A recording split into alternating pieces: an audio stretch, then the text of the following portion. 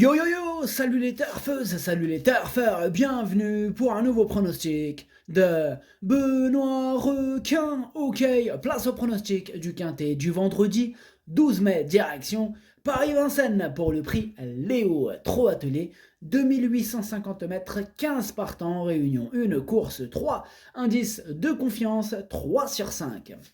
Petit retour sur le quintet du mercredi 10 mai. Dans mon pronostic, je vous ai donné le gagnant de la course à 10 contre 1. Il a fait plaisir, lui. Et bien sûr aussi le couplet gagnant, qui lui aussi a fait plaisir. C'était 2-5. Couplet gagnant, 2-5. Ça fait plaisir.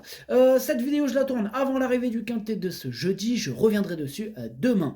Ok, c'est parti, on commence le pronostic et on commence avec le numéro 1, Gamin de Mahé. Et on écoute l'entraîneur Charles Cuillet.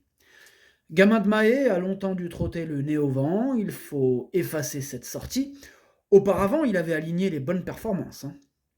Vendredi, c'est le moins riche du lot, mais il s'élance au premier échelon et n'a pas de 6 ans à affronter. Je profite de sa bonne condition physique pour tenter l'aventure. Il est préférable de s'en méfier. Et bien ce numéro, il me plaît beaucoup, je l'ai gardé en 4e position. Ce numéro 1, Yomi. On passe au numéro 2, Guépard de Tillard, et on écoute Sylvain Roger. Guépard de Tillard est en belle forme et l'engagement est bon. Il va faire une bonne valeur, tout en sachant qu'il faut le préserver dans le parcours. Ce qui m'embête un peu, c'est que nous sommes que 4 devant. Et s'il n'y a pas de train, les concurrents des 25 mètres risquent de revenir rapidement. Eh bien, moi, ce numéro 2, c'est un regret. C'est mon deuxième cheval de complément en cas de non partant. Attention, il peut casser du ticket. Ouais, vraiment, mes 2 chevaux de complément, c'est les 2 qui me font, pour le coup, me font réellement... Il y a une vraie crainte, quoi, voilà. Attention à ce numéro 2, et après, on verra aussi le premier cheval de complément. Bref, ce numéro 2, du coup, attention. En japonais, ça donne Idomeno Kokai. On passe au numéro 3, Éclat de Sun. Et on écoute Nicolas Perel. Éclat de Sun était ferré devant et le rythme était plus rapide que d'habitude en dernier lieu. En outre, il avait eu un abcès juste avant, étant resté 10 jours au box. Depuis cette sortie, je n'ai pas eu le temps de beaucoup le retravailler, mais j'espère qu'il va monter là-dessus.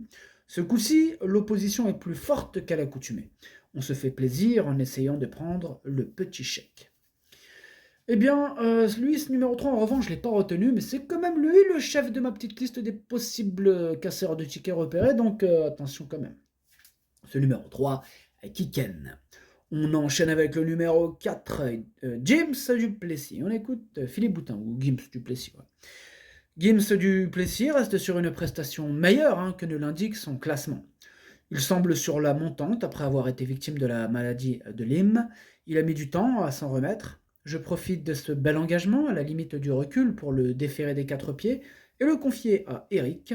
Il a besoin de rassurer, mais c'est vrai qu'il possède de bons atouts et l'écurie est en forme.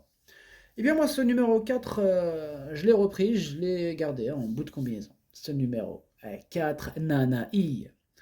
On enchaîne avec le numéro 5, Garde à vous. Et on écoute Vincent Lebarc.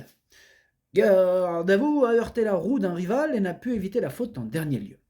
Toutes ses sorties précédentes étaient très bonnes. C'est le moins riche du second échelon, mais il reste bien engagé face à ses aînés. Il n'y a que 4 partants au premier poteau. Sa forme ne fait aucun doute. Sur le papier, il a sa place sur le podium. Eh bien, ce numéro 5 fait partie de mes préférés. Vraiment, il me plaît beaucoup. Je l'ai gardé très haut, en 2e position. Ce numéro 5, Watashi no Nibame no Okinere. On enchaîne avec le numéro 6, Elixir de Crène. Et on écoute Erno Zirme. Elixir de Crène s'est montré un peu mou à l'aval. Il couche dehors, il avait mangé trop d'herbe, très abondante actuellement. Il paraît sur la montante, mais il est toujours un peu moins performant à Vincennes. De plus, c'est un cheval saisonnier qui arrive toujours au mieux au mois de juin. Il est préférable d'attendre de le voir bien engagé en province pour le retenir. Eh bien, ce numéro 6, je ne l'ai pas retenu. Bon, après, pour intéresser les amateurs de champ réduit, question de feeling. Donc, ouais, même si vous voulez, on peut le mettre à l'arrière de ma petite liste des possibles troubles faits en cas de défaillance. Pourquoi pas, il ne va pas non plus l'empêcher de bien faire. En cas de défaillance, avec le bon parcours. Donc, ce numéro 6, Kiken. On passe au numéro 7, Foster Wood. Et on écoute Vincent Martens. Foster Wood a repris du poil de la bête. Dans cette épreuve, il n'y a que des chevaux d'âge et devant, ils ne sont pas nombreux. Il est bien et nous sommes assez confiants pour terminer à l'arrivée. En prenant de l'âge, il préfère venir de derrière. Il est légèrement mieux corde à droite, mais cela va aller sur la grande piste de Vincennes. Et c'est lui mon gros regret, mon cheval de complément en cas de non-partant, c'est lui, hein, c'est ce numéro 7. Voilà, donc les 2 chevaux qui me font peur, c'est le 2 et le 7. Ce numéro 7, Kokai. On passe au numéro 8, Emancourt d'Azif. Et on écoute Franck. Non, pardon. Emancourt d'Azif, on écoute Jean-François Sonnet. Emancourt d'Azif m'a un peu déçu lors de sa dernière sortie dans le quintet du 14 avril. Il n'était pas au mieux, il a repris de la fraîcheur depuis et me paraît aussi bien que lors de sa 3e place derrière Gendréen, fin mars. Cela dit, il affronte encore des plus jeunes et il a besoin d'un déroulement de course favorable pour s'exprimer.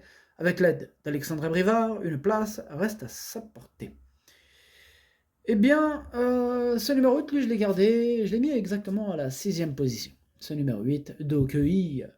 On passe au numéro 9, Disco Dokani, on écoute cette fois-ci Franck Nivard.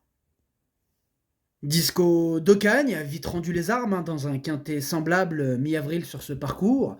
Il découvre désormais des tâches compliquées face aux plus jeunes. Vendredi, il affronte encore des 7 ans de bonne valeur. Face à une telle opposition, il aura du mal à terminer dans le quintet. Ah mais ça reste quand même Franck Nivard, donc attention quand même. Du coup, ce numéro 9, moi je ne l'ai pas retenu, mais il est en plein milieu de ma petite liste des possibles troubles faits. On va lui accorder une petite note de méfiance. Ce numéro 9, Kiken. On enchaîne avec le numéro 10, Gaëlic du Rocher, et on écoute Franck Leblanc, qui est en tête sur ma liste, non pas des casseurs de tickets repérés, des troubles faits, tout ça, non, carrément, il est en tête sur ma liste rouge, Franck Leblanc. Ah ouais, ça faisait longtemps, oui, mais elle est toujours d'actualité, ne vous inquiétez pas, la liste rouge, elle reste... on l'a pas oublié, elle est là, elle est présente, chaque fois que je fais le prono, elle est là, elle me regarde, et je la regarde aussi, tu vois, on se fait des petits clins d'œil comme ça, mais voilà, Franck Leblanc, il est tout là-haut, je l'ai mis en rouge, je l'ai écrit en gros. Ah ouais, Franck Leblanc, il brille. Je lui ai mis des petits, des petites LED là, comme style à Noël, tu vois. Voilà, ça clignote. Et Franck Leblanc, rien que ça clignote avec lui. Toujours dans ses propos, on sent le... Enfin bref, vous allez comprendre. Donc on l'écoute et on va voir ce qu'il dit. Franck Leblanc. Gaëlic du Rocher a couru en progrès dernièrement, mais il tarde à revenir au mieux après avoir été arrêté en fin d'hiver. L'engagement reste favorable et le vrai Gaëlic détiendrait une première chance, mais... Et voilà, c'est là qu'il commence à... la e-box. Mais il a surtout besoin de me rassurer. Il reste malgré tout en mesure d'accrocher la 5e, voire la 4e place, car il affronte ses aînés. Bon, il s'est pas lâché là, on le sent un peu comme s'il était au courant de la liste. Ah ouais, c'est possible, peut-être il est au courant de la liste, il a dit ah ouais, il m'a listé. Vas-y, on va boxer. Enfin bref. Peut-être pas, mais enfin. Ce numéro 10, moi du coup, je l'ai gardé et c'est lui que j'ai préféré par rapport à mes 2 chevaux de complément, donc voilà. Ce numéro 10 en bout de combinaison. Ce numéro 10, Hattie. On passe au numéro 11, Foxtrot Noblesse et on écoute Enzo le Lièvre. Foxtrot Noblesse n'a pas été revu en compétition depuis le 9 décembre, car je le laisse un peu tranquille. Il faut l'oublier ici, c'est une simple rentrée.